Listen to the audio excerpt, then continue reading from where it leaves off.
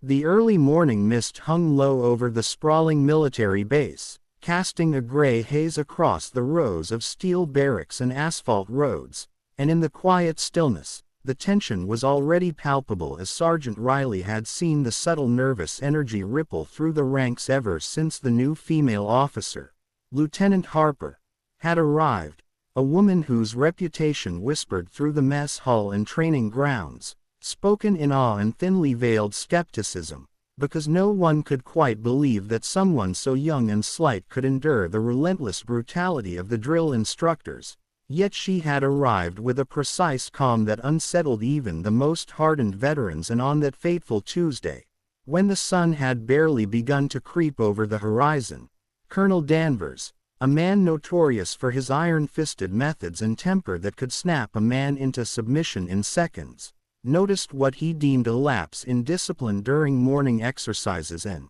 with a glare that could freeze a storm, singled her out, dragging her away from the formation with a mix of fury and theatrics, and before anyone could intervene, the colonel, with an almost surreal display of rage, shoved her into the narrow, cold bathroom of the barracks and forced her head into the toilet, the icy water shocking her senses, eliciting gasps from the few soldiers who had witnessed the act, and for a moment, silence reigned, a silence so thick that it seemed to press against every wall, every heart, as the other soldiers exchanged looks of disbelief, some frozen with fear, others burning with indignation, but no one dared to step forward, the authority of Colonel Danvers casting an oppressive shadow over their courage, and in that terrifying instant, something inside Lieutenant Harper shifted, a quiet, almost imperceptible calm settling over her like the still eye of a hurricane,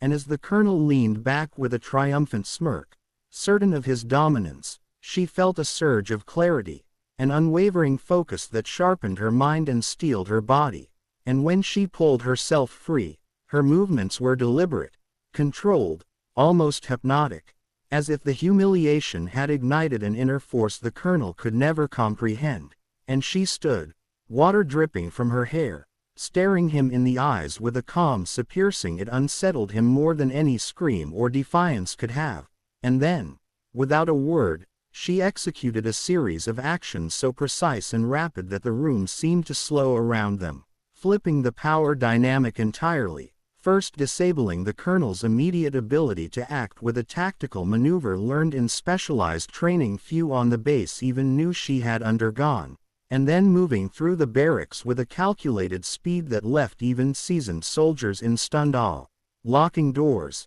alerting communication channels with silent codes, and coordinating with a handful of allies she had subtly built trust with over the past weeks, all while maintaining the cold, unwavering gaze of someone who had already accepted the possibility of death yet refused to yield. And as the chaos unfolded, whispers of her reputation spread like wildfire across the base, soldiers peeking from behind corners, unable to reconcile the gentle demeanor they had first observed with the lethal precision now on display, and soon the colonel found himself isolated, trapped by the very environment he had assumed he controlled, his authority crumbling under the weight of a tactical genius disguised as a junior officer. And as alarms began to sound, Lieutenant Harper moved with the grace and efficiency of a seasoned operative, disarming threats, neutralizing resistance without unnecessary brutality, and ensuring the safety of her fellow soldiers who had watched in awe.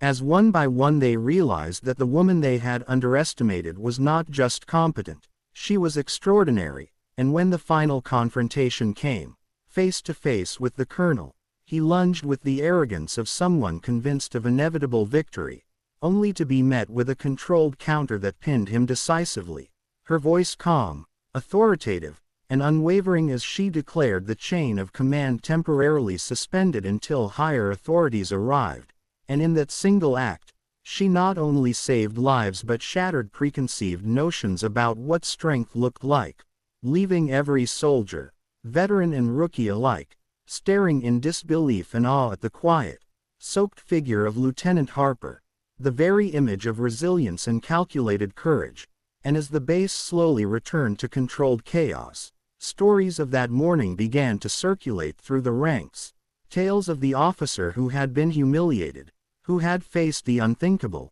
yet emerged not only unbroken but as a force that redefined respect, authority, and the limits of human resolve. And as she walked through the corridors, dripping wet but unbowed, the murmurs of admiration and astonishment followed her, whispers that would grow into legend, cementing her place in the base's history as the woman who faced the ultimate degradation and transformed it into an unforgettable victory. And though the colonel would later attempt to reclaim his dignity and authority, the damage was done. The paradigm had shifted, and Lieutenant Harper's name became synonymous with the kind of courage that could not be taught, only embodied, a testament to the fact that true strength often emerges in the most unexpected moments, when the world believes you are defeated, and yet, through focus, intelligence, and unwavering resolve, you prove that the human spirit is far more formidable than anyone could anticipate. And as the day ended,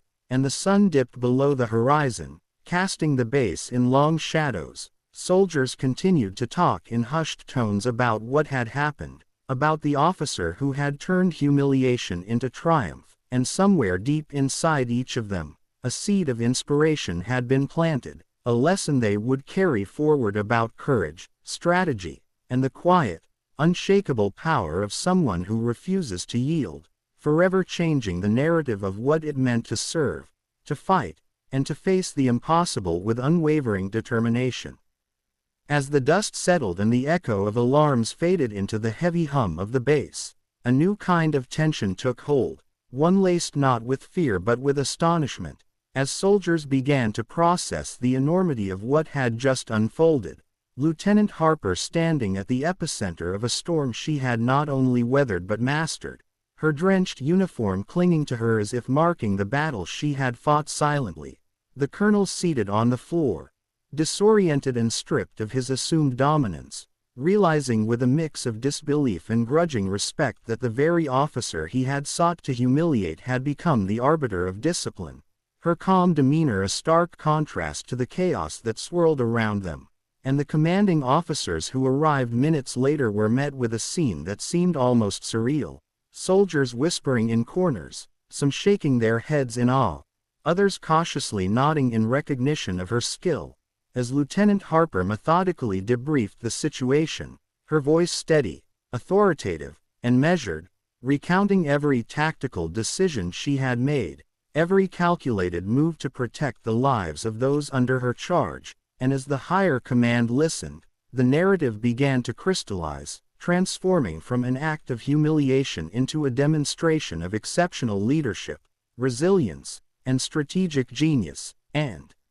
the colonel, though initially defiant, found himself unable to contest the evidence, the video footage, the testimony of soldiers, and most importantly, the undeniable result that Lieutenant Harper had turned a moment of degradation into a triumph that saved lives and preserved the integrity of the base. And as the day wore on, her colleagues, once skeptical and wary, approached her with cautious respect, their earlier doubts dissolving in the face of her calm decisiveness and the clarity with which she had handled a situation that could have spiraled into disaster. And stories of her actions spread beyond the barracks, reaching the mess halls, the training grounds, and eventually even the higher echelons of military command, a narrative of courage, intelligence, and composure under pressure that defied expectation and challenged deeply ingrained assumptions about strength, authority, and the underestimated power of an individual who refuses to be broken. And yet, even amidst the recognition, Lieutenant Harper remained measured, focused not on accolades or fame, but on ensuring that the base returned to operational stability, checking on each soldier who had witnessed the incident, quietly encouraging those who trembled with lingering fear, and reinforcing the principles of teamwork, discipline, and vigilance that had always been the foundation of their service. And as she moved through the corridors, her presence no longer one of mere authority but of earned reverence, she understood the deeper lesson that had emerged from the ordeal.